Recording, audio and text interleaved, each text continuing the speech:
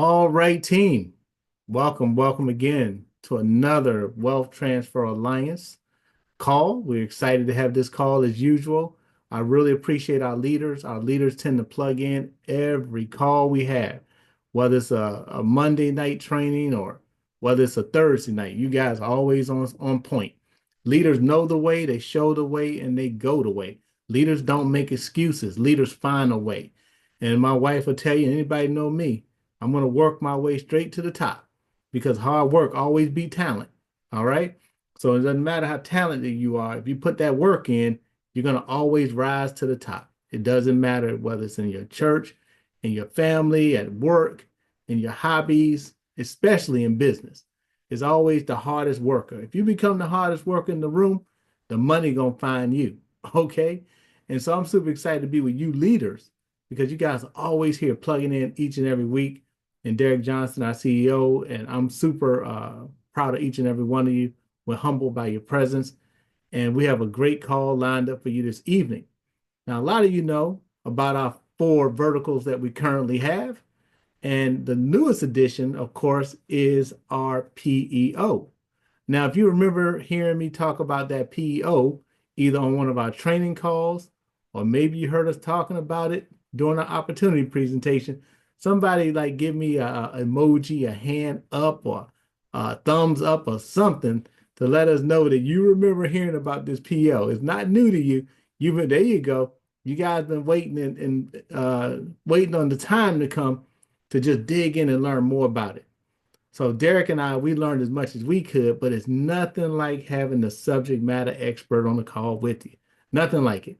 And I remember the moment we were introduced to Gina, and it was like what do you call it? A match made in heaven, right, Gina? I know Gina and I when we got on the call, and I was like, so tell me, what is a PEO? Because I'm like a lot of you, I never even heard the word PEO. What does a PEO do? And, she just started laying it out, telling us all about it. It felt like family talking to her. And I said, you know what? This may be something we might want to bring to WTA because we like innovative products. We don't want to be in the lane of traffic, bumper to bumper, where everybody at doing the same thing. Sometimes you want to get on a lane that there's no one on, so you're not stuck in traffic. And this is a lane here that I believe is wide open for all of us. But once you understand it, you'll be able to really get into it and make yourself some good residual income. So with that being said, I want to just open up the microphone for Gina. Gina, I don't want to mispronounce your name. I just call her by Nina, but it looked like Carvana. It is. Did It's I say Carvana. did I say it right? You certainly did, So Professor. Gina Carvana, we're gonna let her have the floor, the microphone. She's gonna talk to all of us tonight. We can keep it very informal because this is a time for us to learn. Our call is WTA Learn for a reason, and there's no such thing as a dumb question. The only question that's dumb is the one that's not asked because even geniuses ask questions, okay? So I want you guys to feel comfortable and to open up and ask questions and feel free. It doesn't matter how, as silly it may be. You should have heard some of the questions I had for her when we first met. But we've met multiple times. We met face to face. We even had a kickoff event that we did recently in downtown DC, which was super exciting. And so I'm just so excited here to have Gina with us. So, Gina, the floor is yours. You can kick it off and tell us all about Insperity, yourself, PEO, the team. They're all ears. Well, thank you very much. And I appreciate the introduction. You did better than I could, I think there. But thank you guys for welcoming me here today. And we're long overdue for this conversation, and I'm glad that we set aside the time to do this. You guys meet late, though. I'm impressed. So there's definitely a lot of energy and interest, and I think enthusiasm for what you're doing that you're here, right? And so I'm glad to be here talking to you as well. So again, my name is Gina Carvana. I think you may have met my colleague Rodney Goodson at a previous meeting. Sure did. Um, Good, good. Rodney is one of our newest sales reps that I'm bringing along, and I'm coaching him up. He's going to be another me in the territory, but I've been with Insperity for about 9 years, and I say that because if anyone has been in sales at any point in time, you understand there's a lot of turnover, there's a lot of churn in this space. And if you're able to hit a 3 or 5 year mark, typically, it's because you're doing well and you're doing something you love. I'm definitely doing something I love. For those of you that have never heard of Insperity before, don't be daunted. We're probably the one of the biggest companies you've never heard of. Right. Um, and we like that, and that's fine. A lot of my work is really an evangelist. I educate business owners. Maybe 20 or 30% will turn into business for me, but I really do feel that my purpose is to educate small organizations. And that is one of the things that has drawn me to this company, is the reason why I stay, is because Insperity solely exists to support small businesses. And I'll talk about what a small business is in a second, what we consider a small business. But that was a big change for me. I mean, I started out in my career in IT. I was an engineer with IBM for 20 years. I raised a couple, three kids. And then when I went back out into the workforce, I needed to do something that was really going to be my passion, that I really wanted to do. Um, Big companies are great, but I really felt my niche was going to be working with small organizations, nonprofits, small business owners. And really, my why is my dad was a small business owner, right? And I saw him struggle throughout the years and making payroll and were we going to have Christmas and, because we got to make sure we don't lay anyone off. And it's a struggle, and it's probably 50 times worse now with all the complexity of running a business than it was 40 years ago. So that certainly is why I joined Insperity. And to give you a little background about what we do, Insperity was started 42 years ago, two people in a small room. And the owner was a serial entrepreneur, started multiple businesses, and always saw a gap in smaller businesses being able to get over the hump. And that is reaching a size where you're too small to be a big business, but you're too big to be really considered a small business, right? So there's certain challenges that happen at different stages, depending on the industry, but there's definitely become different humps in the growth of a company, right? One of the first humps is getting over all of your administrative nightmare. That is one thing that a lot of small business owners, nonprofit organizations, 4 and 5 employees, they're struggling with. How do I just manage all this stuff? Payroll, timekeeping, all that HR stuff. The second issue becomes compliance, right? How do I stay compliant with all of the government regulation? It's not just federal regulation. If I'm above 50 employees, there are a lot of mandates for federal, but state regulations. Then there are municipalities, and Tacoma Park, Maryland has their own rules around PTO, paid time off. So being compliant, we know from working with thousands of small businesses, that's something that can sink a business, is staying compliant. And it's not because business owners aren't trying to be compliant. It's just there's so much to know.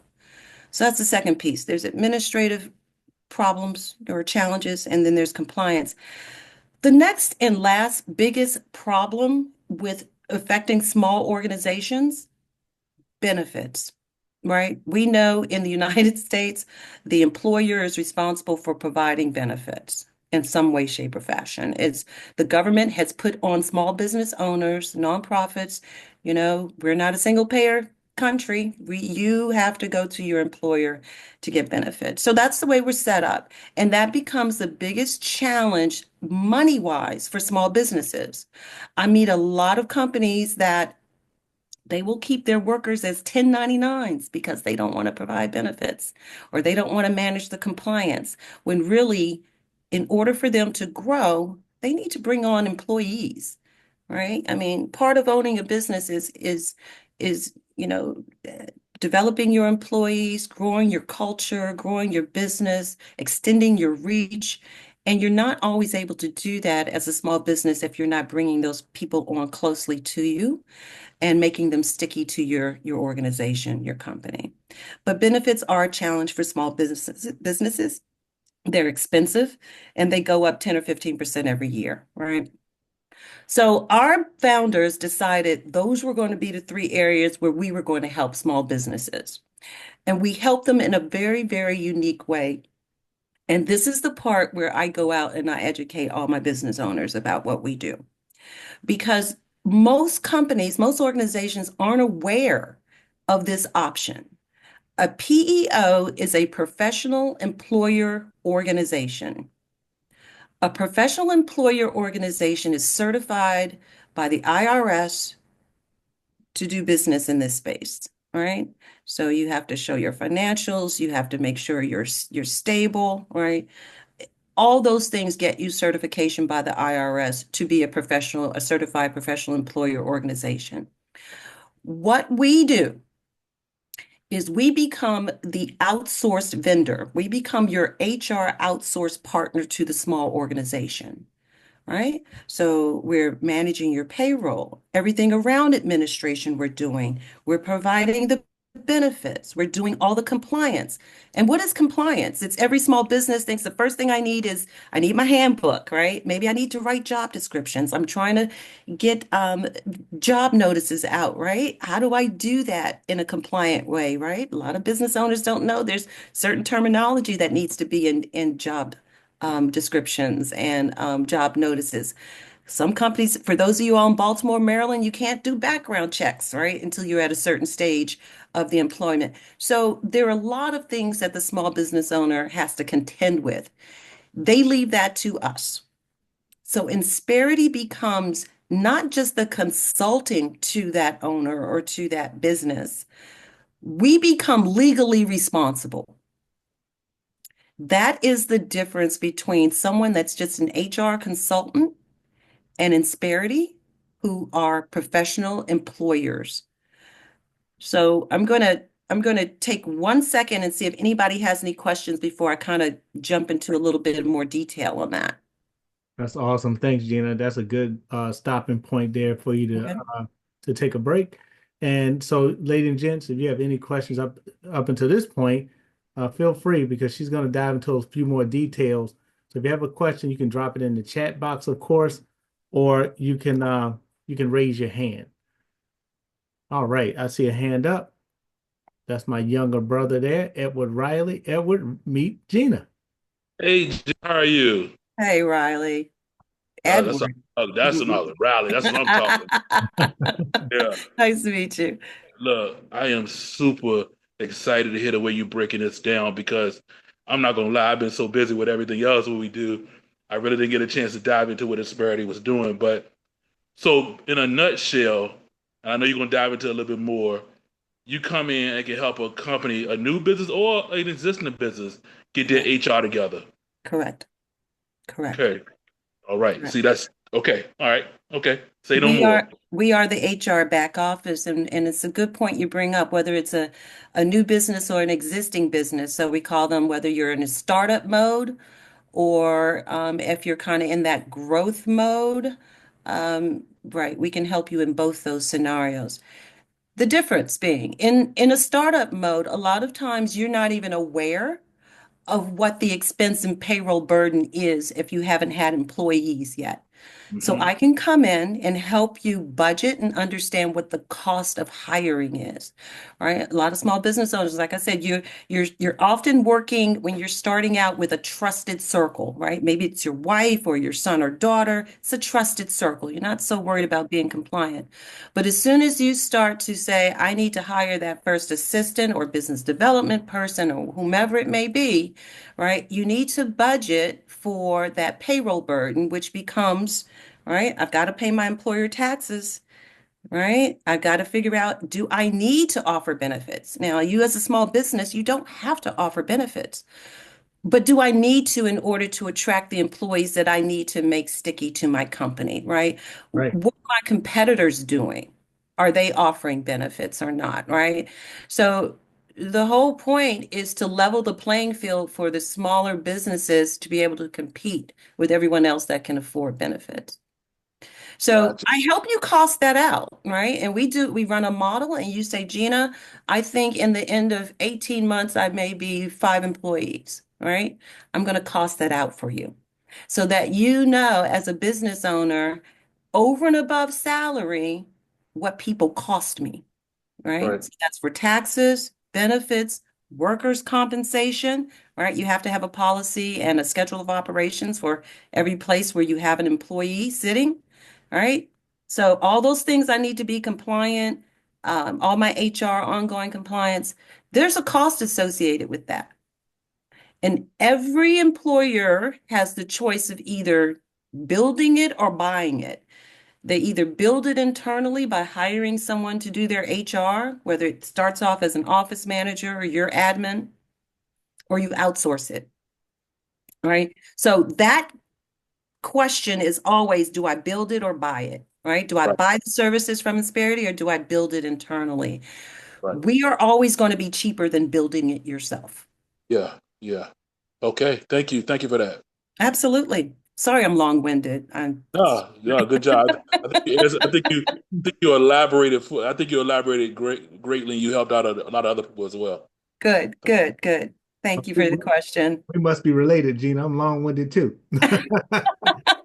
Oh, that hot air, Goodyear blimp. That's what I can do. But no, but I think no, that was perfect because you're passionate about what you're doing, and it shows. Someone dropped in the chat. You take on lawsuits. Is that right? Yes. So part of the compliance model is we provide employers' practices liability insurance. Okay. Most owners never even heard of it, but it is the only policy that protects you from lawsuit, right? So this coverage, not a lot of people get it because it's expensive for one. And two, typically when you're starting off, you're, like I said, you're with that trusted circle. You're not expecting your brother-in-law or your wife to sue you, right, for EEO complaint or something or hiring practices. But it happens. So when it happens, what do? If you don't have an EPLI policy in place, you go out and you hire an attorney and you pay a retainer about $5,000 to $10,000 just for your retainer, right, for that attorney. Because even if it's a frivolous lawsuit, you still have to respond, right?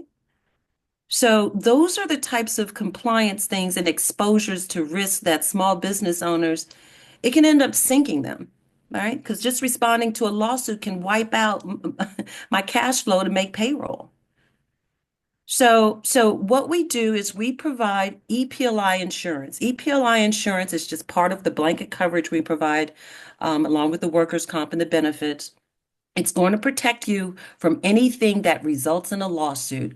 So those are things like hiring practices. Before someone is even an employee, if you ask the wrong question on an interview, right, they can sue you for hiring practices. Wrongful terminations. EEO complaints, sexual harassment, all of those things, anything that can result in a lawsuit for something that's done by either you or your leadership, right? That's what we cover you for. So we don't just provide the guidance, all right? Because often our clients are calling us saying, I've I've got to terminate this employee. I don't know how to do it. Give me some advice. They're calling us for the guidance on how to do it properly. But still, if something goes sideways and someone files a lawsuit, what happens, right? So we stand behind our advice by providing that EPLI coverage as well.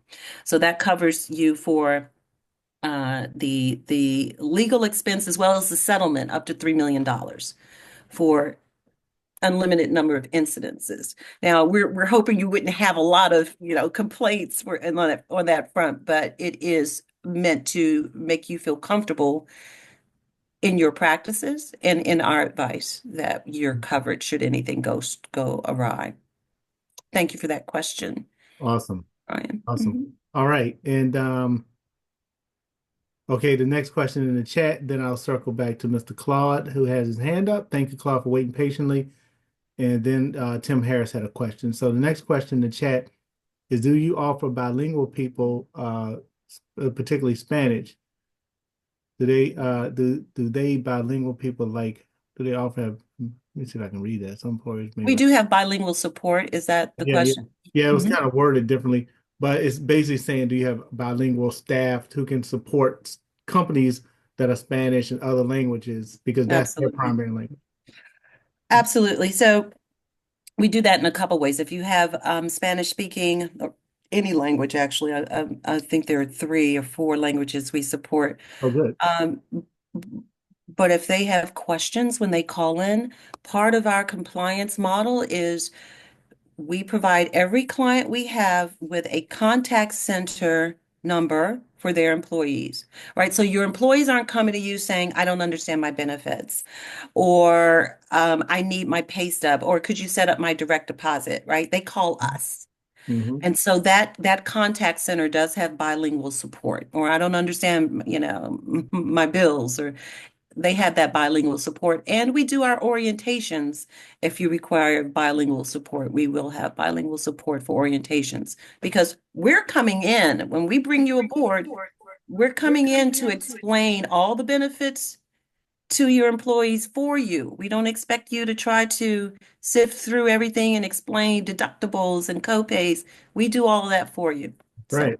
So, A mhm. true peak and pass, guys. And that's what we're all about here. We want to pique the interest of these business owners, 5 or more employees. Am I right, Gina? We're looking for that. Absolutely. That's like the sweet spot. But it could be 3. What if it's 3? We could possibly consider that too, right? So that is the startup mode, Yes. right? So we consider them a startup, and that's where we would be doing some modeling. Now, I have brought on clients that was one person, right? Because he said, I'm getting a government contract and I know I'm going to have to hire 2 or 3 people in the next 3 months. So I want to get this infrastructure implemented now, right? So we can hire with the anticipation of we can bring you on board with the anticipation of future hires. But Awesome. at the end of a year, you need to be at around 3 employees minimum. Mhm. That sounds like a plan. All Mhm. right. Claude, your hand has been up. Thank you again for waiting. You are now able to unmute. Good evening, Gina. Hi, Claude. Hey, question. I had one of my advocate partners ask this question a few weeks ago when you first came on. And that question being for a company that has one of those, a startup company may have been around for a few years. So Mhm. they kind of build some integrity to the people in the HR department. Mhm. And the question is, if you all take over the HR, what Mhm. happens to those individuals? And I'm thinking, some people, it's my thought, and I may you could correct me, is that's a business decision. At some point, they just not gonna be able to do what needed to be done, and that's where you guys will step in. So they will either have to reallocate them as another position within the company, or and was my thinking correct in that?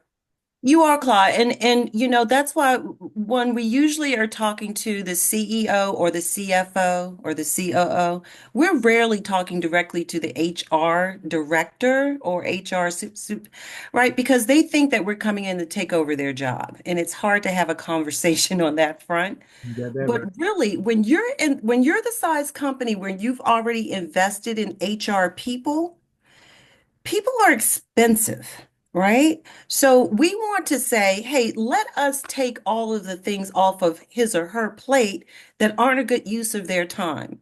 Managing payroll, doing time tracking, writing handbooks. Let us do the work, right? And you reserve your expensive people to do things like aligning your business with your mission, vision, and values, right? Developing your culture.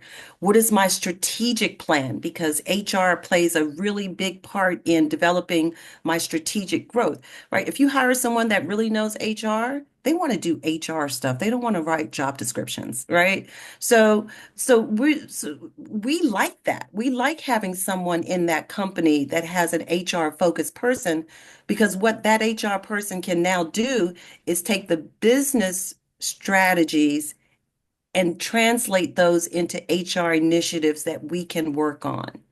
And I'll give you a good example is, we're planning to grow 50% in the next 3 years. From an HR standpoint, that person is immediately going to be thinking succession plan and professional development, because now I'm going to have more layers of management. How do I move my first level district manager to a supervisory regional manager, right? And so that HR person is thinking, I need to have some initiatives in place for professional development and skills building, right? They need to take that direction, that goal, and translate it into the work that we then do. So what do? We put together the curriculum for professional development. We deliver the classes for that professional development, right? We help them develop org charts. But we do all of the heavy lifting. They translate the work into the strategy and goals into the types of work products that we do. So we're not replacing them. You're right. We're repurposing them and making sure that what they're doing is more valuable than just doing administrative things. Thank you. Mhm. Awesome. Good questions. Everybody, great questions. Tim Harris, Team Harris, they want to know, how do you pitch this to large corporations Mhm. that has their own HR department already? Mm-hmm. Yep. And that goes along with Claude's question was, are we talking about replacing people? And we are not. We're talking about take that talented HR team you have, which are typically very expensive. I mean, the headcount for an HR person in the DC metro area, if they're an HR director, could be about $130,000, $150,000 salary, right? So what do you do with that expensive headcount? You don't want them doing administrative things. So that's where we talk about repurposing them to free them up to do more strategic things, right? Excellent. Hmm. Great questions, guys. Keep it coming. And Gina, thank you. You're doing phenomenal. People are putting comments in the chat how much they appreciate it already. Oh, good.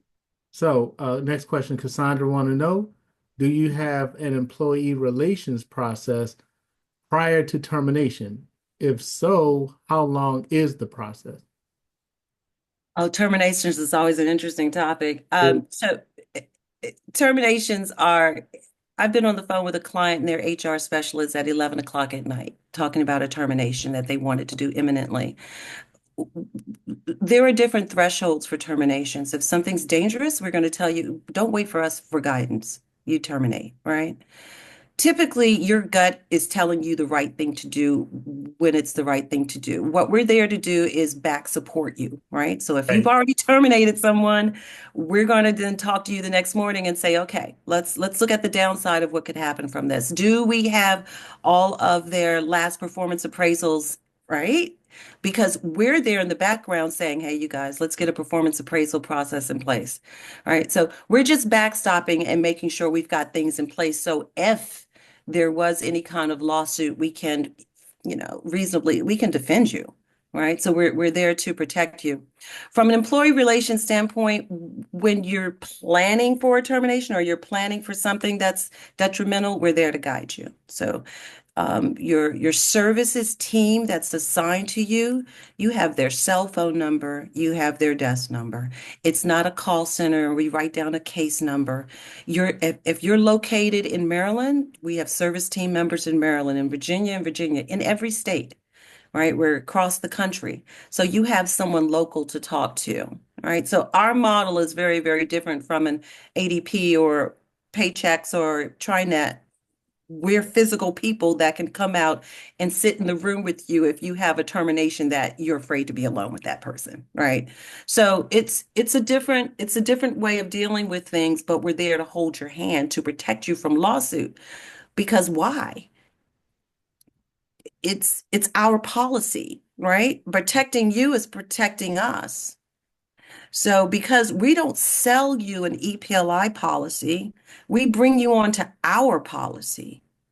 So that means that we have to do all the diligence we would do as though we were protecting Insperity and protecting you the same way as even a small, maybe 5-person company. That's powerful. You're talking about a company that's been around since 1980s, guys, that's worth over $6 billion, a publicly traded company since on the New York Stock Exchange, protecting a company as little as 3 to 5 employees and up. Now, you think Mhm. about that. That's a huge value to bring to any small business. And I appreciate you, Gina, bringing that up. Someone said, could you talk about better benefit costs? Absolutely. Um,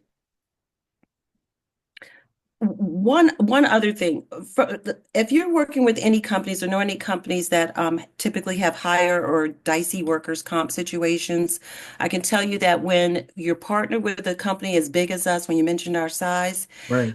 we tend to deter frivolous injury claims, right? Because now that employee knows they've gotten the power of Insperity behind them. We do the investigations, right? We do all the nice things too, like all the back to work and making sure you've got your disability or whatever you need. But it's the power of having a very large company to support you. So benefits, like, right? They're expensive. What we do, I mentioned before that we don't sell insurance. We're not interested in selling insurance. And the difference is we bring your pool of employees onto our pool, right? So we've got about 700,000 or more, it's always increasing, 700,000 lives on our one plan, right? That one plan is made up of about 20 different types of medical plans, but it's one cafeteria plan. So you think about a pool of almost 1 million people on one with one company on one plan, we're able to give those pricings to you, Right. that price point to you, right? So it's against the law for us to make any profit on benefits, right? So we have to extend benefit costs at exactly what it cost us in Insperity. That is typically 15-ish to 20% less than the market. So what we do is it's called shadow pricing. If you're offering benefits now, we take a look at what the market bears for you, for your pool, because we're not underwriting. We're essentially looking at what the market says, and we know based on just the size of our pool and the fact that we don't have commissions built in or anything like that, we can come in about 15 to 20% less than what you're spending, right? Wow. And about 10% less than the workers' comp piece. So now you're probably starting to think, I can take the savings that I'm getting on the benefits and the workers' comp, and it may pay for what it costs me to hire Insperity's HR team, right? So that's what we're going for. We're looking for it to be either a small net investment or a wash, all right? We can save you as much as it costs to bring us on board. That is awesome. Awesome, awesome to know that because of the power of the numbers, people can get better benefits. That's Better benefits, better design benefits, all PPO benefits, all I hate to bring this up sometimes now, but we have been partnered with United Healthcare for 15 years because United Healthcare, good or bad, has the largest network of providers in the country. So if you think about it, in the DMV, Care First is pretty strong, right? Kaiser, pretty strong, but they're strong regionally, mm-hmm, right? They're not strong nationwide. So mm-hmm. we partner with United Healthcare because no matter where you go in the country and travel, I know I can find someone in network to take care of me, right? Whereas if you're with a Kaiser, there is no Kaiser, I don't even think in Southern Virginia. Right? And so heaven forbid you're in Milwaukee and something happened on vacation.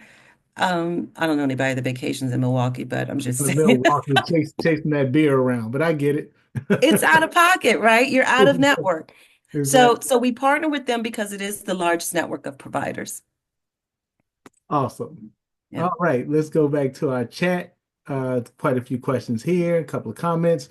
People are saying this is impressive. Okay, we already answered that one.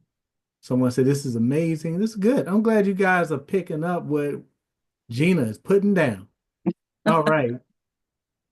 Planning for resolution. Thank you. Okay, got it. Tim Harris, as an advocate, will we be able to, do we have any flyers and brochures that you could share with us that we could share with the public? That was actually one of my points to talk about was how to engage with me. And I want to thank Jarvis Bailey, who just reached out and said, Gina, I want to talk to you. All right. So thank you and we sat down for about a half an hour and talked about how to work together. Everybody's going to have a different network I can give you some guidance on the best things to do. I will send you some flyers. I have CEO kind of uh, Inc. 5000 article reprint that's excellent at explaining why it's important to engage with a PEO. And then, of course, all the flyers and everything about the benefits. But here's the important thing is I want to give you just enough information to pique their interest so that I can set up a meeting and deliver the messaging because there's so many moving parts that I don't want you guys getting too caught up in trying to sell it, but simply, pique their He can pass. interest He can and pass. he That's can right. pass. And we note that you are getting, it's your referral, and WTA and Brian and Derek, they know it's your referral. You will get paid on it, and I will take the ball from there, right? Keep you apprised of where it is in the process. Um, but yeah, I'm more than happy to provide any kind of literature you'd like to have, especially if you want to read up on it yourself. But when you're doing a referral, I'll send you a sample email to send out. And it's as simple as, hey, I think Gina has something that she can share with you that might help your organization. I Exactly. will follow up and set a meeting. All right. The gentleman the other day, did they think their HR? Actually, it was Wendell. Wendell's on the call with us tonight. Wendell Cheatham and I was talking to a doctor's office, and I asked them, "Do you think your HR department is strong, or could it use some improvement?" And they said, "Oh, we're paying too much already. There's a lot about our HR we don't like." And I said, Mhm. "So when we get done talking to you about one of our other benefits, we'd like to introduce you into this one." And they Mhm. were like, "Sure, by all means." And that was it. I said, "I'm Mhm. not selling it. I'm not going to talk any further. I'm going Mhm. to get you on the phone with the subject matter expert." And that was as easy peasy, one, two, three, easy as it can get. Ladies and gentlemen, I know it's always tempting to want to talk and explain things, but try to stay out of the weeds of that. Let your subject matter experts do the talking. Gina been working with Insperity for over a decade. Now, who's better to talk about it? You, you, you and I, who've been doing it for less than 30 days, or her who've been doing it. You've been with them close to 10 years, right, Gina? How long It you been? is. Absolutely. Yeah. So I think you know more, way more than we could ever know. All And right, I'm always learning more. So, every day. yeah. Okay, Naira out of California. I'm gonna try to unmute you right now. I saw your hand up earlier, and I saw you put a question in the chat. Naira, you're free to move about the cabin. Can you talk? Maybe she can, maybe she can't. There we go. Oh, okay, there it is. Hey, good Hey, evening, Naira. everybody. Sorry, I came in late. I was trying my best to get on as fast as I can. And thanks, Gina. So, question. I know that because you guys are going to be part owner of a company, is evaluation of the company done, or is important, or is that not discussed? I was just curious. Yeah, in our analysis of the company, we do some risk analysis. So we will ask a few questions. For example, have you had any recent lawsuits in the past year? Have you had any workers' comp claims, right? Doesn't necessarily disqualify you.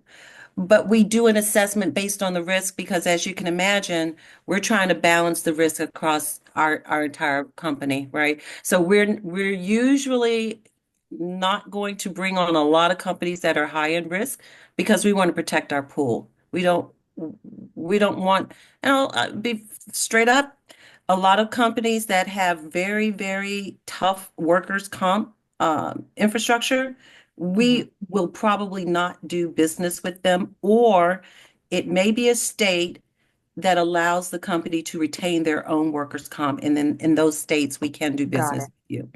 Yeah. So, okay, the outside of the risk, what about the value of the company? Like No yeah, okay. revenue. We're not looking at revenue. No. It's essentially without getting too much into the weeds, it's because we're paying your payroll for you on your behalf, and we're paying all the taxes on your behalf, there is a threshold where we'll say, is your payroll more than $600,000 in any payroll period? And in those cases, I've had several clients where their payroll is more than $1 million in a payroll period, then we will run some financials. but Got for it. the most part, it's not revenue related. It's just whether or not you can make your payroll. Because I will tell you by law, even if you can't come up with your payroll, Insperity by law has to make payroll for you. So Okay. imagine the situation that puts the company Yeah. in, right? Yeah, Got it. Thank you. Appreciate it. absolutely. That right there was special. You can't make payroll. I need to sign you up for WTA. We can make payroll, but I'm gonna tell you, it's good to know that $1 billion brand backing you up, and I can dig into Big Brother's pockets. I'm gonna dig deep too, because y'all got billions. I'm gonna pull out. Y'all gonna say, Brian, what you doing? I'm taking my share, the lion's share. No, but that's good to know. No, but for those companies that's struggling like that, and I'm grateful that WTA we are debt free and we don't struggle like that, thank God. But it's just good to know that if a company is struggling, you have their back. Okay, Joe Absolutely. asked a great question in the chat. Joe said, we're talking about small businesses. That's great, but what about the large businesses? I work with some large businesses that they have they do computers, lots of forms completed, updated, etc. This company has Hmm. grown to 30, 40 locations all over Hmm. the US, 30 to 40 employees per location. Hmm. And you handle a company that's large as well. Absolutely. So that's a great question. We've got three kind of distinct businesses in our company. We've got this core business that's from 1 to 150 employees. That's where I work. Then there's called mid-market. It's from about 150 to 500. That's also where I work. Now, we've also got an enterprise side. Mhm. Enterprise is where we scale up with our partnership with Workday. You may have heard they handle very, very large companies. So I'm actually working with a client now that's a huge construction company. They've got like 3,000 employees, Nice. right? Can we do something for them? Absolutely. We can do, and then they have multiple companies underneath them. Can we do? Absolutely, we can.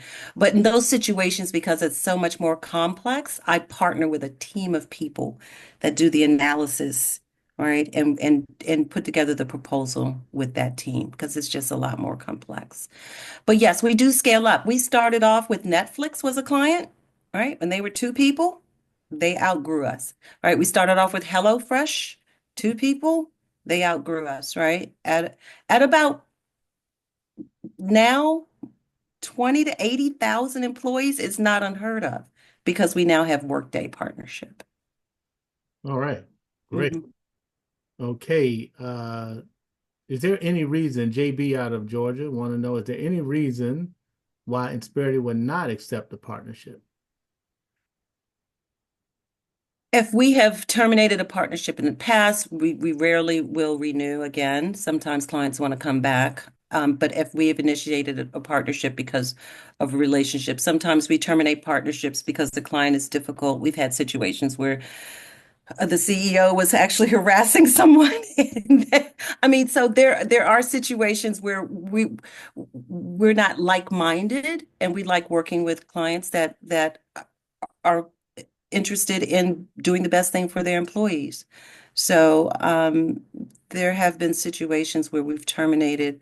As far as bringing them on, I'm telling you, we're so flexible now. Even in my 10 years with the company, we've changed a lot in our flexibility, and the laws have changed in our ability to work with clients. I will say in Maryland, Maryland is interesting, only state in the country where you have to be at least 50 employees to use our benefits. Now, I have lots of clients in Maryland because they need HR. They need HR and they need workers' comp, but they have to retain their own medical plans through their broker, or I have broker partners as well. We can get a policy for them, but they can't take advantage of the cost savings on our benefits unless they reach 50 employees. Okay. All right. Hmm. That's good to know. Maryland, we're special, Marylanders. Now, I'm by way of Virginia. Okay, I grew up in VA, but I've been here over 20 years, so I know Maryland is special. Okay, let's see. What else do we have here? Um, Beverly want to know, do you use your own payroll services and not use services like ADP, Paylocity, and such? Our payroll services are ours. We're also a very, very large technology company. So we've developed our own payroll. It's the same payroll I use internally, right, for the company. Our clients use the same thing we use, but we developed our own payroll because we're responsible for making sure it's right. We can't rely on anyone else or outsource that to anyone else. So it is our payroll technology. Okay. And how big is Insperity and how many locations? And I went to the website and there's lots of locations, but Joe want to know that. There are about 100 locations now. There may be more since last fall, but at least we say that we're in every football town, and then some. So there are more than 100 locations. There's typically a service team nearby, but our service team travels. If you need someone to come out and sit with you and talk to you or meet with you, right? Our service team, they travel. So I actually have a client in upstate New York that the orientation is on site to take all the employees through onboarding, and we're going on site into Saratoga Springs. So yes, we do. We serve everyone nationwide. Awesome. And one of my advocates asked about what was that again about owning part of the company? She thought she heard something about owning some of the company. Was something said along that line, Insperity owning part of the companies or not? No, Right. no. So Insperity has no ownership or interest in our clients at all. The co-employment relationship, and this is part of the weeds, but the co-employment relationship, what the IRS says we can do, this is how we take on legally the responsibility for our work. We take your employees and we run them under our EIN number. We don't affect any designations, right? So if you're a HUBZone, woman-owned business, Alaskan Native, whatever. We don't affect your designations, but we run your employees under our EIN, and then we write a letter to the states and say we are working on their behalf. Any notifications, delinquencies, they come to us because now we are seen as legally responsible for paying your taxes. I Okay. love it. I That's love how it. that's the mechanism that makes that work, but we have no ownership interest in your company. Hey guys, I used to be, and you know my background. I'm a licensed registered nurse and been licensed in insurance and annuities for years. And so has our business partner here and CEO and founder Derek Johnson as well. Been doing insurance for years. And the one thing Derek and I pride ourselves on as a professor and as a coach is knowledge. And when we did insurance, we didn't want people running around ignorance on fire. There's nothing worse than an insurance agent who's ignorant on fire because they're going to misrepresent something, and you don't want that. But in this opportunity, what we have right now with Insperity, you don't need to be. You can have your knowledge on ice. All of this knowledge that we're giving you, you can ice it, okay? Because we don't want you out there even trying to explain any of this. You hear all this knowledge that she's given us? That's for your understanding, for your edification, for your confidence. But remember, you want to stay out of the weeds of trying to explain this. You want to be ignorance on fire. You want to be enthusiastic. You want to say, hey, listen, if there's a way to help your company do what you do better, and every CEO want to win. There's not a CEO alive or a president that want their company to fail. And if they're struggling in a certain area, and let's say that area happen to be human resources, and you come in like a superhero, Black Panther or Superman, flying in with a cape, and you say, listen, I know the people who can possibly help you. Why not spend a few minutes hearing them out? And then you pique their interest and pass them over to Gina and her staff, and you let them go to work. And anything they need, Gina can get it to them. If they need brochures or flyers or explanations, she knows exactly where the sweet spot is. And so this is a good business.